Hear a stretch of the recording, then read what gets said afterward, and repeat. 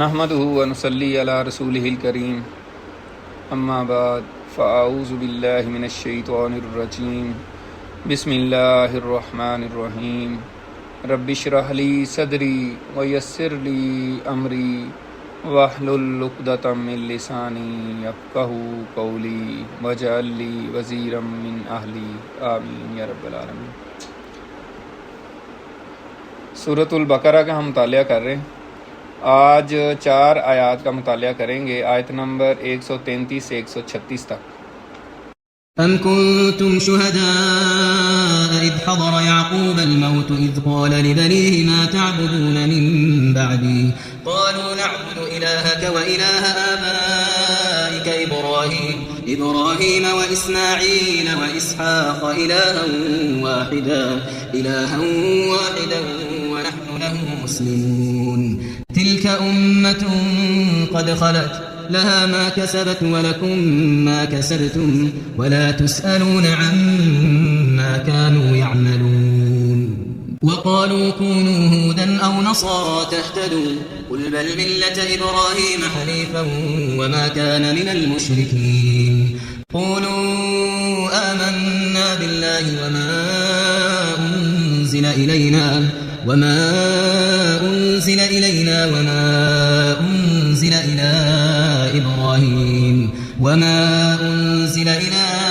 إبراهيم وإسماعيل وإسحاق ويعقوب والأسباط وما أوتي موسى وعيسى وما أوتي النبيون من ربهم لا نفرق بين أحد منهم ونحن له مسلمون۔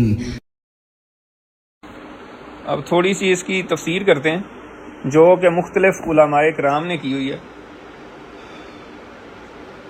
ہم تو یہاں صرف ان کی تفسیر کو پیش کرنے کی ہی سعادت حاصل کرتے ہیں۔ پہلی آیت ہے ام کنتم شہداء، کیا تم اس وقت موجود تھے۔ یہ کس تناظر میں بات ہو رہی ہے؟ اصل میں یہودی جو ہیں وہ مسلمانوں کو کہتے تھے، یا حضور پاک صلی اللہ علیہ وسلم کے سامنے بھی آ کے کہتے تھے کہ حضرت یعقوب علیہ السلام نے ہمیں حکم دیا تھا یہودی ہونے کا، یہودی بننے کا۔ تو اس پر یہ آیت نازل ہوئی ہے اور ان سے پوچھا جا رہا ہے ام کنتم شہداء، کیا تم اس وقت موجود تھے۔ شہید کہتے ہیں شاہد ان سے، شہید کا مطلب ہوتا ہے گواہ، گواہ کا مطلب ہوتا ہے وہ بندہ جو وہاں پہ موجود ہو۔ تو شہداء اس کی جمع ہے، تو شہداء کا ایک مطلب تو جیسے عام ہم کہتے ہیں شہید کی جمع شہداء، جو اللہ کے راستے میں قربان ہو جاتا ہے، وہ اصل میں وہ بھی یعنی اللہ کے سامنے ایک طرح سے وہ گواہی دے دیتا ہے۔ تو یہاں شہداء کا مطلب ہے جو حاضر ہو، کہیں موجود ہو۔ تو اللہ تعالیٰ پوچھ رہے ہیں ام کنتم شہداء، کیا تم موجود تھے اس وقت اذ حضر یعقوب الموت، جب آئی یعقوب علیہ السلام کے پاس موت، یعنی جب ان کی وفات کا وقت آیا۔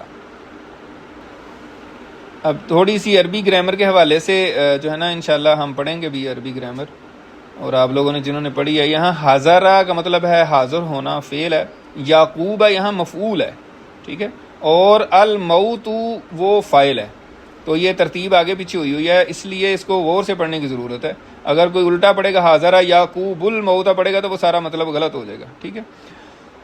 بہرحال یہ ان کو پوچھا جا رہا ہے کہ تم یہ دعویٰ کر رہے ہو کہ حضرت یعقوب علیہ السلام نے ہمیں یہودی ہونے کا کہا تھا، تو کیا تمہارے پاس کوئی اس کی ثبوت موجود ہے، کوئی دلیل ہے، کہیں اتھینٹک آپ کے پاس کوئی سورس ہے، یا تو وہ پیش کرو۔ ادروائز یہ ہے کہ تم یہ بتاؤ کہ کیا تم وہاں موجود تھے جب وہ یہ بات کہہ رہے تھے۔ یہ تو پاسبل نہیں ہے، کتنی صدیوں بعد جو ہے نا آپ بات کر رہے ہیں، 2000 سال بعد، 2000 سال سے بھی زیادہ، 2500 سال کے بعد تقریباً، یعنی حضرت یعقوب علیہ السلام کو فوت ہوئے حضور پاک صلی اللہ علیہ وسلم کے زمانے تک تقریباً 2500 سال گزر چکے تھے، جیسے ہم پہلے بھی بات کر چکے ہیں۔ تو پھر تم کیسے یہ بات کر سکتے ہو؟ اذ قال لبنیہ، اب یہ بتایا جا رہا ہے کہ حضرت یعقوب علیہ السلام نے اصل میں کیا کہا تھا اپنے بیٹوں سے۔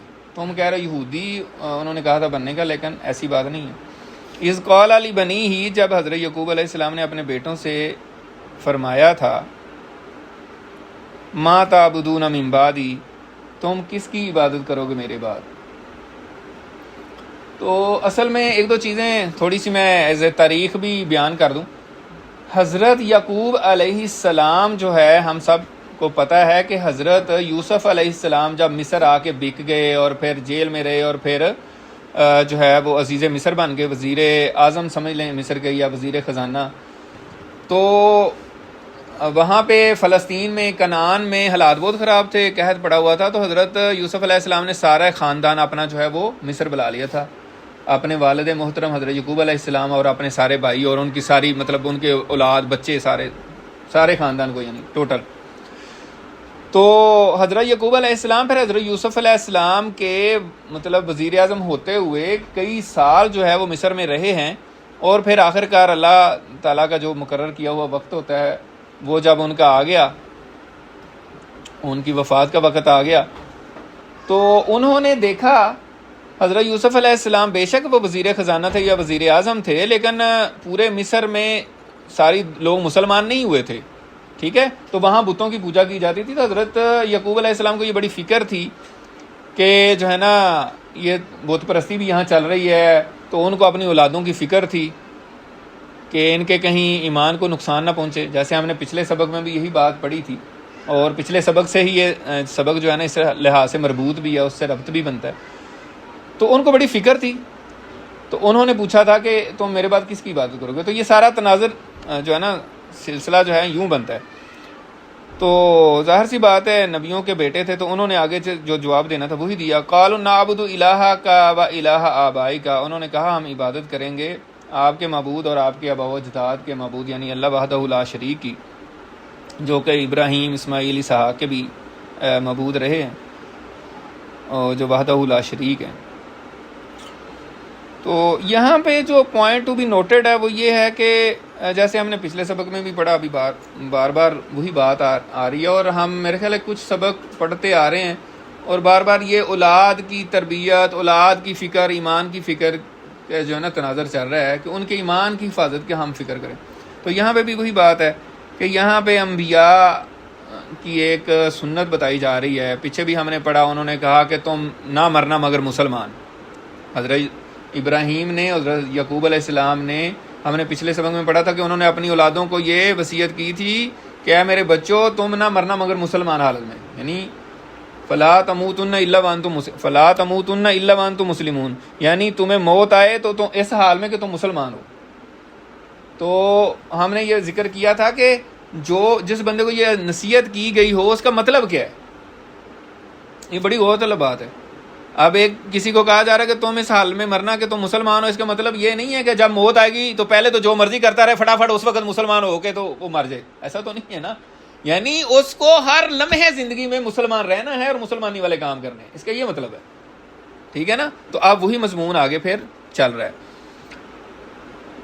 تو حضرت یعقوب علیہ السلام کا جو ہے یہ سوال جب انہوں نے سنا تو انہوں نے کہا کہ جی انشاءاللہ ہم تو مسلمان ہی رہیں گے اور ہم آپ کے معبود کی ہی جو ہے نا عبادت کریں گے، جو کہ الہ واحد ہے یعنی وحدہ لا شریک ہے. یہاں پہ ایک تو جو میں نے یہ بات کی ہے کہ یہ انبیاء کی، صلحاء کی اور اولیاء کرام کی سنت ہے کہ وہ اپنی اولادوں کے ایمان کی فکر کرتے ہیں، اور خاص طور پہ موت کے وقت جو ہے وہ خاص وصیت کرتے ہیں کہ دیکھنا بیٹا اپنے ایمان کی فکر کرنا، نماز پڑھتے رہنا، ٹھیک ہے، زکوٰۃ دیتے رہنا، بھلائی کے کام کرنا، ہمسایوں سے اچھا سلوک کرنا، ٹھیک ہے، صدقہ خیرات کرنا، دوسروں کے کام آنا، مطلب اس طرح کی چیزیں بیان کرتے رہتے ہیں. لیکن کچھ لوگ ایسے ہوتے ہیں، تفسیر معارف القرآن میں حضرت مولانا مفتی شفیع صاحب نے فرمایا، مجھے ان کی باتیں بڑی اچھی لگیں. انہوں نے کہا کہ عام انسان اپنی موت کے وقت کیا چاہتے ہیں. وہ پتہ کیا کہہ رہے ہوتے ہیں کہ جو بڑی سے بڑی دولت ان کے پاس ہوتی ہے وہ اپنی اولاد کو دے جائیں، ان کو یہ فکر ہوتی ہے. یا سرمایہ دار اگر ہو، کوئی تاجر ہو، تو اس کی یہ خواہش ہوتی ہے کہ اپنے اولادوں میں کوئی ان کو جو ہے نا فیکٹریوں ملوں کا مالک بنا کے مرے. اس کو یہ فکر لگی ہوتی ہے کہ یار میرے بیٹے کو کوئی فیکٹری یا مل مل جائے، تو اس کو یہ فکر ہوتی ہے. یا وہ کہتے ہیں کہ امپورٹ ایکسپورٹ کے بڑے بڑے ان کو لائسنس مل جائیں میرے مرنے سے پہلے بس میرا زندگی کا یہی مقصد ہے. ٹھیک ہے. یا پھر ان کی یہ خواہش ہوتی ہے یار میرے مرنے سے پہلے میرے بچوں کے بینک میں کروڑوں اربوں کا بیلنس ہو. حضرت مفتی صاحب نے تو لکھا ہوا ہے لاکھوں اور کروڑوں کا، لیکن جب انہوں نے یہ لکھا تھا اور آج کے حساب سے میں نے اس کو شفٹ کر دیا کروڑوں اور اربوں، اور میرا خیال ہے یہ بالکل جائز میں نے کیا ہے، ٹھیک ہے۔ اور اسی طرح اگر کوئی نوکری پیشہ سروس والا بندہ ہے تو اس کی یہی خواہش ہوتی ہے کہ میرے بچوں کو کوئی بڑا عہدہ مل جائے، ان کی کوئی بڑی تنخواہ لگ جائے، اس طرح کے۔ تو یہ تھوڑا سا تناظر میں ہم کنٹراسٹ میں بھی دیکھیں، یعنی اہل ایمان کی کیا فکر ہے اور دنیا دار جو ہوتے ہیں ان کی کیا فکر ہے، تو دونوں میں ہم نے کون سا اختیار کرنا ہے اور کس طرف ہم نے جانا ہے، یہ ہمارے لیے بڑا اہم ہے۔ تو اسی چیز کو مد نظر رکھتے ہوئے انہوں نے اس پہ عنوان بھی باندھا ہے کہ اولاد کے لیے دین و اخلاق کی تربیت جو ہے وہ بہت ہی زیادہ اہم ہے، اور اسی سے انبیاء کے طرز خاص سے عام انسانوں کے لیے اس میں ہدایت ہے کہ ہم اپنے بچوں کی جو ہے نا دنیاوی راحت اور آرام کے ساتھ ساتھ ان کی نظریاتی جو اپروچ ہے، ان کی نظریات کی، ان کے عمل کی، ان کی اخلاقی تربیت کا خیال کریں۔ اچھا، آپ عام تو سنتے رہتے ہیں عملی تربیت، اخلاقی تربیت، نظریاتی تربیت کیا ہوتی ہے؟ یہ میرے خیال میں اہم ترین بات ہے جس کو ہم عام طور پہ ڈسکس نہیں کرتے، عام طور پہ یہ بات زیر بحث ہی نہیں آتی کہ ہمارے بچوں کی نظریاتی اپروچ کیا ہے، سوچ کیا ہے، یعنی یہ کیا سوچتے ہیں، انہوں نے بڑے ہو کے کیا بننا ہے، یہ کیا ان کے نظریات کیا ہیں، ان کی فکر کیا ہے، ان کی سوچ کیا ہے، ان کا ویژن کیا ہے۔ تو یہ ہم نے اپنی اولادوں کو دینا ہے۔ آپ باقی جو مرضی کرتے پھریں، وہ کہہ رہے ہیں کہ بڑے ہو کے میں نے فلاں کوئی ایکٹر بننا ہے یا کوئی فلاں بننا ہے یا کوئی، مطلب آج کل دیکھیں، آج کل تو ہر چیز اوپن ہے۔ اب وہ پہلے زمانے والی تو باتیں نہیں ہیں، اب تو موبائل میں ہر چیز موجود ہے، اور آپ اگر ان کو انڈیا کو کوئی ایکٹر پسند ہے تو وہ کہیں گے میں نے تو وہ بننا ہے، یا کوئی بڑا فٹ بالر پسند ہے۔ تو نظریاتی تربیت جو ہے نا اہم ترین ہے۔ اور میں آپ کو اس میں تھوڑا سا مزید بتاتا چلوں، بڑی اہم بات ہے، میں نے کہیں پڑھا تھا اور یہ بات بالکل صحیح ہے، آپ نے بھی پڑھا ہوگا کہ کسی قوم کو آپ تب تک شکست نہیں دے سکتے جب تک اس کو نظریاتی طور پہ شکست نہ دے دیں۔ بمب مارنے سے، کسی ملک پہ ٹینک چڑھا دینے سے، یا اس کی کوئی بلڈنگیں تباہ کر دینے سے ملک نہ ملک تباہ ہوتے ہیں، نہ جو ہے نا وہ کوئی قوم تباہ ہوتی ہے۔ قومیں کیسے تباہ ہوتی ہیں؟ ان کے نظریات تباہ کر دیں، ٹھیک ہے؟ تو نظریاتی طور پہ اگر ہم اپنی اولادوں کی تربیت نہیں کریں گے تو پھر سمجھیں آپ نے ککھ نہیں کیا۔ آپ جو مرضی کرتے پھریں، آپ اربوں خربوں ان کے اوپر لگا دیں، آپ جتنی مرضی اچھے اسکولوں میں پڑھا لیں، جہاں مرضی ان کو لے جائیں، اگر آپ کے بچوں کا نظریہ وہ نہیں ہے جو اسلام سکھاتا ہے تو آپ کے بچے بھی فارغ ہیں اور انہوں نے آگے ککھ نہیں کرنا، ٹھیک ہے؟ تو اس لیے انبیاء کو کیوں اتنی فکر ہوتی تھی؟ ہم پچھلے سبقوں میں پڑھ رہے ہیں حضرت ابراہیم نے صرف یہ نہیں کہا کہ میری اولاد، انہوں نے کہا میری اولادوں کی اولادوں کی اولادوں کی اولادوں کی اولادوں میں بھی یا اللہ خیر و برکت ڈال دے۔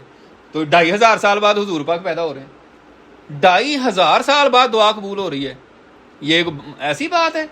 ہم تو پڑھ کے گزر جاتے ہیں نا ایک لمحے کے لیے، ہمیں کیا مطلب، ہم پڑھتے ہیں بس یہ آگے چلے، بس ہمیں تو ہمارے سر میں جوں بھی نہیں رینگتی۔ ورنہ آپ سوچیں تو صحیح، ایسے تو نہیں تھے وہ اللہ تعالیٰ کے محبوب کہ انہوں نے اتنا سوچا کہ 2500 سال بعد ان کی دعا قبول ہو رہی ہے اور وہ اللہ کے محبوب ان کی نسل میں پیدا ہو رہے ہیں۔ تو بہرحال یہ اہم ترین پوائنٹ ہے۔ اور اس میں انہوں نے پھر مفتی شفیع صاحب نے بڑی جو اچھی مثال دی، مجھے بڑی پسند آئی۔ انہوں نے کہا کہ یہ کوئی عقل کی بات نہیں ہے، مطلب یہ عقل کی بات نہیں ہے، بیوقوفانہ بات ہوگی کہ ایک بندہ جو ہے اپنے بچے کو، اپنی اولاد کو اس گرمی میں کھڑا ہونے سے بچائے کہ یار دھوپ ہے، میرے بچے کو دھوپ نہ لگ جائے، گرمی نہ لگ جائے، اس کو اندر لے کر جاؤں، اے سی میں رکھوں، بڑی گرمی، بہت شدید گرمی، اوہ ہو، ٹھیک ہے، لیکن جہنم کی آگ کے لیے اس کو چھوڑ دے۔ یہ تو بیوقوفی نہیں ہے، بے عقلی نہیں ہے، لیکن ہم اس طرف سوچتے نہیں ہیں۔ آج تو مسئلہ یہ بن گیا کہ دین کی بات کرنا، قرآن و حدیث کی بات کرنا یا فکر آخرت کی بات کرنا، تو لوگ اس کو سمجھتے ہیں یار ایویں ہی بس لگا ہوا ہے مولوی، اس کو کیا پتہ ہے۔ تو یہ انہوں نے بڑی اہم بات کی ہے۔ اسی طرح نبی پاک صلی اللہ علیہ وسلم کی حدیث جو ہے، بخاری شریف کی حدیث ہے انبیاء کے حوالے سے، کیونکہ حضرت جو ہے نا یعقوب علیہ السلام کا ذکر چل رہا ہے، اور اس میں اس سے پہلے میں حضرت عبداللہ بن عباس کا قول سنا کے پھر اس بات کو ایکسپلین کرتا ہوں، تھوڑی زیادہ سمجھ آ جائے گی۔ حضرت عبداللہ بن عباس رضی اللہ تعالیٰ عنہ کا قول ہے، یعنی ان کی ایک رائے ہے، جس کو امام ابن کثیر نے اپنی تفسیر ابن کثیر میں بحوالہ تفسیر ابن ابی حاتم بیان کیا ہے کہ حضرت عبداللہ بن عباس رضی اللہ تعالیٰ عنہ کہتے ہیں کہ دنیا میں جتنے نبی ہوئے ہیں 10 نبیوں کے علاوہ باقی سارے بنی اسرائیل میں سے ہوئے، یعنی حضرت یعقوب علیہ السلام کی اولاد میں سے باقی سارے انبیاء ہوئے ہیں. اور یہ بھی حضرت مفتی شفیع صاحب نے اپنی تفسیر معارف القرآن میں بیان کیا ہے. یہ جو میں بیان کر رہا ہوں انہوں نے بھی اپنی تفسیر میں یہ بیان کیا، اور تفسیر ابن کثیر نے بھی بیان کیا ہوا ہے. تو انہوں نے پھر نام بھی گنوائے ہیں کہ حضرت آدم علیہ السلام، حضرت شیس علیہ السلام، حضرت نوح علیہ السلام، ٹھیک ہے. اس کے بعد جو ہے نا حضرت ہود علیہ السلام، حضرت صالح علیہ السلام، 5 ہو گئے. اور اس کے بعد پھر حضرت ابراہیم علیہ السلام، حضرت اسماعیل علیہ السلام، حضرت اسحاق، ٹھیک ہے، اور حضرت لوط علیہ السلام اور حضرت یعقوب علیہ السلام. یہ تقریباً 10 یا 11 مطلب 10 ہی شاید بنتے ہیں. تو اس کے علاوہ جو ہے پھر باقی حضرت یعقوب علیہ السلام کی اولاد میں سے ہیں جو ان کو بنی اسرائیل کہا جاتا ہے. بہرحال یہ ایک رائے ہے، ٹھیک ہے. اور دوسرا اس کو اگر ادر وے راؤنڈ کہا جائے نا، ایک بات کرنے کا انداز یہ ہے. دوسرا بات اگر میں یوں کہوں کہ دنیا میں اگر اسی بات کو اگر صحیح مانتے ہوئے کہ دنیا میں 5 نبی ایسے ہوئے ہیں جو حضرت ابراہیم کے خاندان سے ہٹ کے ہیں، تو یہ بات بھی اس طرح درست ہے. یعنی حضرت باقی تو ہم نے جو گنے وہ حضرت ابراہیم، حضرت اسماعیل، حضرت اسحاق اور حضرت محمد صلی اللہ علیہ وسلم آخر میں، وہ میں نے شاید ذکر نہیں کیا. تو پھر تو 5 ہی رہ جاتے ہیں، ٹھیک ہے. یعنی حضرت آدم علیہ السلام، حضرت شیس علیہ السلام، حضرت نوح علیہ السلام، حضرت ہود اور حضرت صالح علیہ السلام. باقی تو حضرت ابراہیم، حضرت لوط علیہ السلام بھی حضرت ابراہیم کے بھتیجے تھے، اور حضرت ابراہیم پھر آگے ان کے بیٹے اسماعیل علیہ السلام، حضرت اسحاق اور حضرت محمد صلی اللہ علیہ وسلم. یہ ادر دین بنی اسرائیل ہیں، لیکن حضرت ابراہیم کے خاندان میں سے تو یہ بھی ہیں. اب اس کے بعد جو ہے نا وہ حدیث میں بیان کرنے لگا تھا. بخاری شریف کی حدیث ہے، نبی پاک صلی اللہ علیہ وسلم نے فرمایا کہ ہم جو انبیاء ہیں وہ الاتی بائی ہیں. الاتی بائی کس کو کہتے ہیں؟ جس کا باپ ایک ہو اور مختلف مائیں ہوں.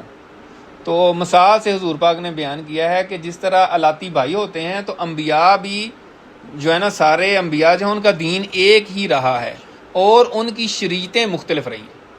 اس طریقے سے اس بات کو سمجھایا ہے جیسے کسی کوئی لوگ ہوں، کچھ بھائی ہوں جو ان کا باپ تو ایک ہو لیکن مائیں مختلف ہوں. تو اسی طرح دین جو ہے تمام انبیاء کا ایک ہی رہا ہے، اور شریعتیں جو ہے وہ حالات و واقعات کی وجہ سے، انسانیت کی اس وقت مینٹل لیول کی وجہ سے یا اور بھی ریزنز کی وجہ سے وہ جو ہے نا مختلف رہی ہیں. تو یہ نبی پاک صلی اللہ علیہ وسلم کی حدیث ہے، اور یہ بھی بخاری شریف کی حدیث ہے. اگلی آیت جو ہے وہ بھی جو ہے نا بنی اسرائیل سے خطاب ہے. تِلْکَ أُمَّةٌ قَدْ خَلَتْ،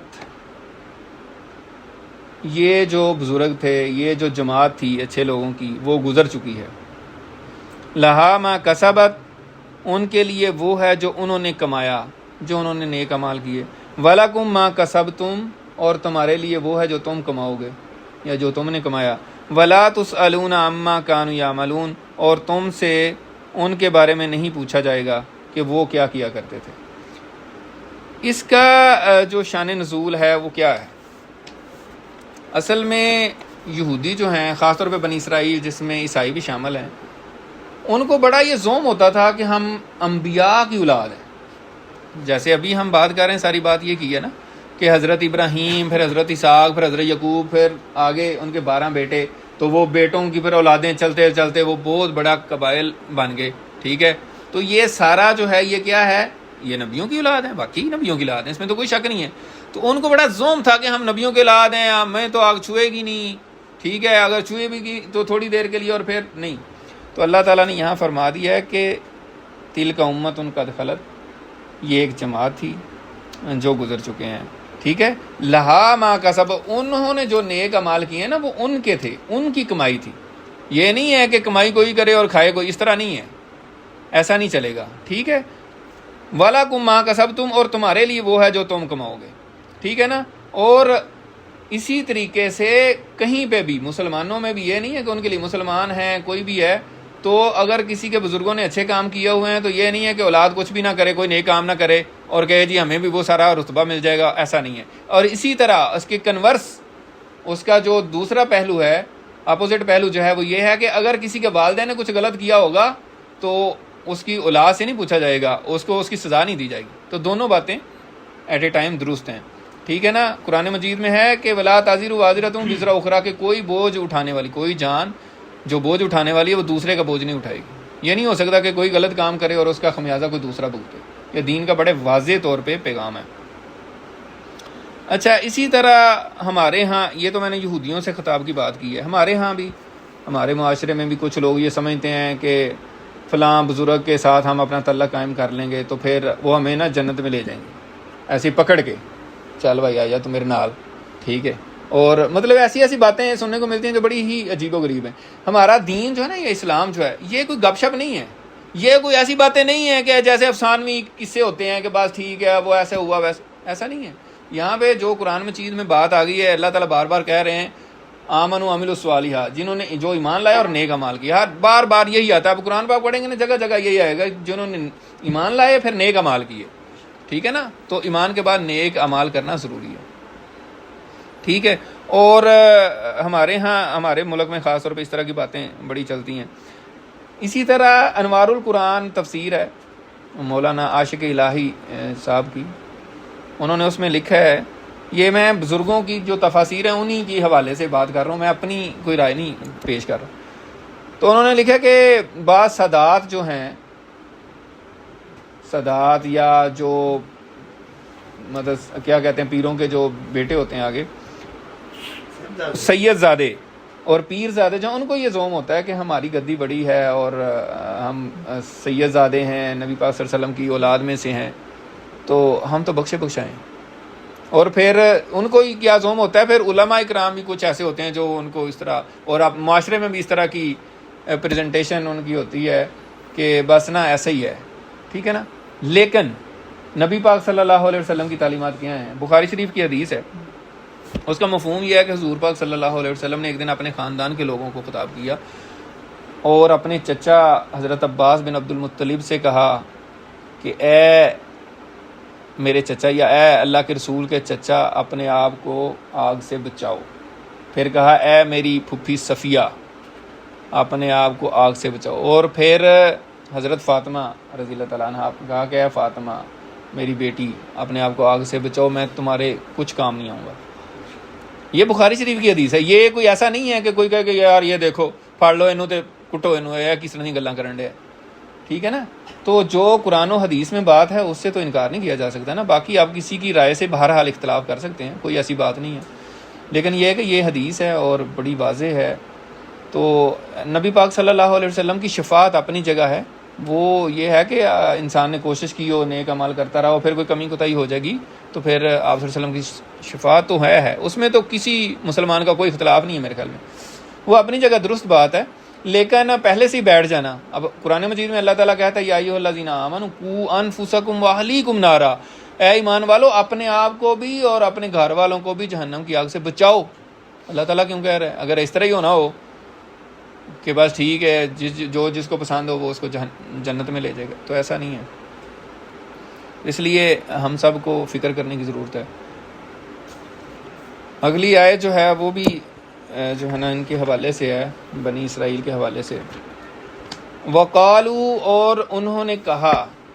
اب یہی بات ہے کہ تفسیر کے بغیر بھی قرآن مجید سمجھ نہیں آتا. سادہ پڑھنا تو ثواب کی بات تو ٹھیک ہے، لیکن سمجھ کے پڑھنا چاہیے. اب سمجھ کے بھی پڑھنے کے لیے اگر صرف آپ ترجمہ بھی پڑھیں گے، اگر تھوڑی بہت تفسیر نہیں اس نے کی، ایکسپلین نہیں کیا، تو سمجھ نہیں آئے گی. اب آج جو ہم آیات پڑھ رہے ہیں، ہر آیت کا بالکل ہی سینیریو ڈیفرنٹ ہو جاتا ہے اگلی پہ جائیں تو. پیچھے ہم نے پڑھا تھا ہم نے کہ ام کنتم شہداء. اب یہاں پہ تاریخی واقعہ بیان کیا گیا اگلی آیت میں، تلک امۃ قد خلت. اب یہاں پہ جو بات آئی وقالو، اور انہوں نے کہا. کنہوں نے کہا؟ یہودیوں نے یا بنی اسرائیل نے کہا. کیا کہا اور کب کہا؟ نبی پاک صلی اللہ علیہ وسلم کے دور میں کہا اور بنی اسرائیل نے کہا. بنی اسرائیل میں کون کون شامل ہوتے ہیں؟ یہودی اور عیسائی. تو انہوں نے کیا کہا تھا؟ وقالو، اور انہوں نے کہا کونو، تم سب ہو جاؤ، اے مسلمانوں تم ہو جاؤ. کیا ہو جاؤ؟ ہودن، یہودی، او نصارا، یا عیسائی. تہتدوا، تو پھر تم ہدایت پا جاؤ گے. ٹھیک ہے، اگر آپ یہودی یا عیسائی ہو جائیں، یا مسلمانوں اگر تم یہ ہو جاؤ تو پھر تم کامیاب ہو، یو ول بی سکسیزفل.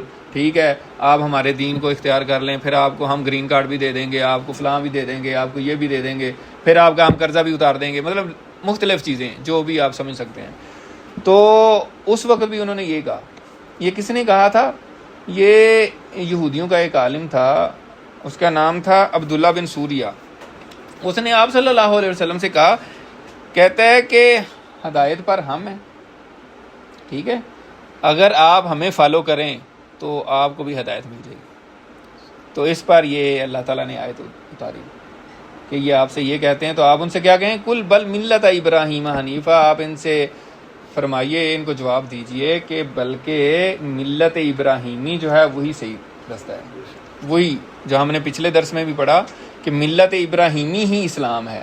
جو اس وقت ہم جس دین کو، جس اسلام کو سمجھتے ہیں، مانتے ہیں، وہ اصل میں ملت ابراہیمی ہی ہے، ٹھیک ہے؟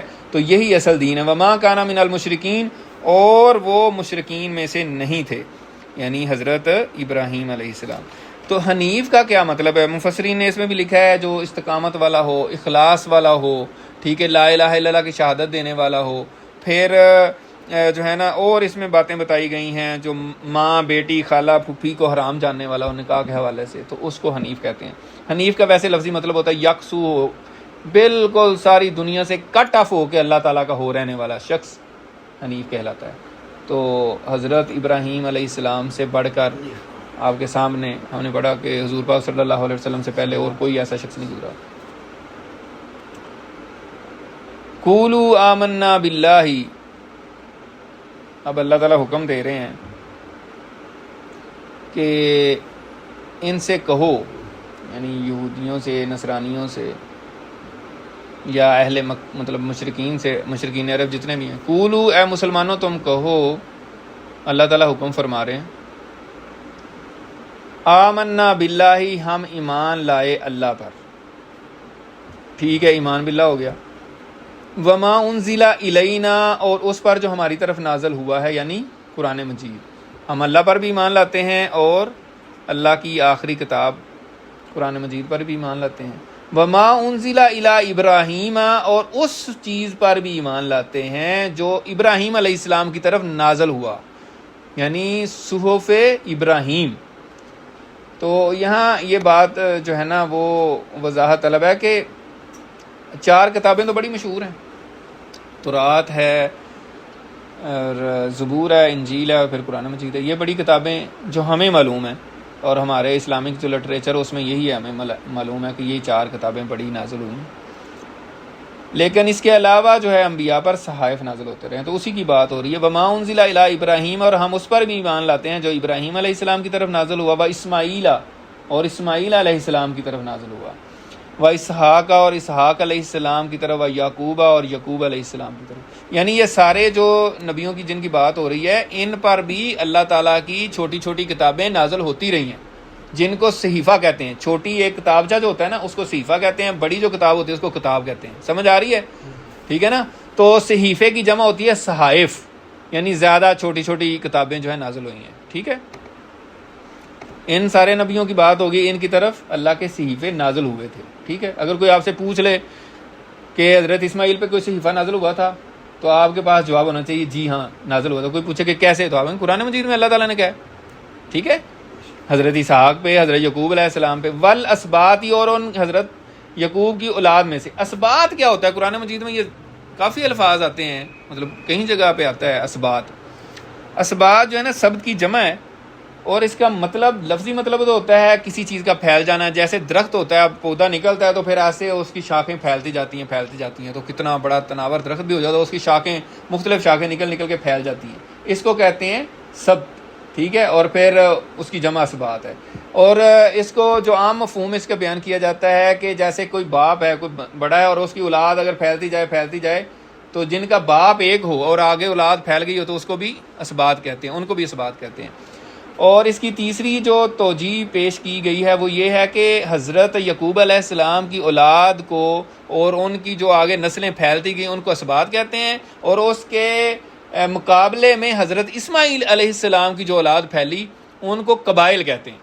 یعنی یہ ایک تقسیم ہے، ایک انداز ہے بات کرنے کا، یعنی بنی اسرائیل کے جو ہیں ان کو اسباط کہتے ہیں، اور بنی اسماعیل کے جو ہیں ان کو قبائل کہتے ہیں۔ جیسے ہم پڑھتے بھی ہیں قبائل عرب، تو وہ حضرت اسماعیل علیہ السلام کی اولادوں میں سے جو ہیں ان میں سے قبائل کہتے ہیں۔ تو ایک تو یہ رائے ہے۔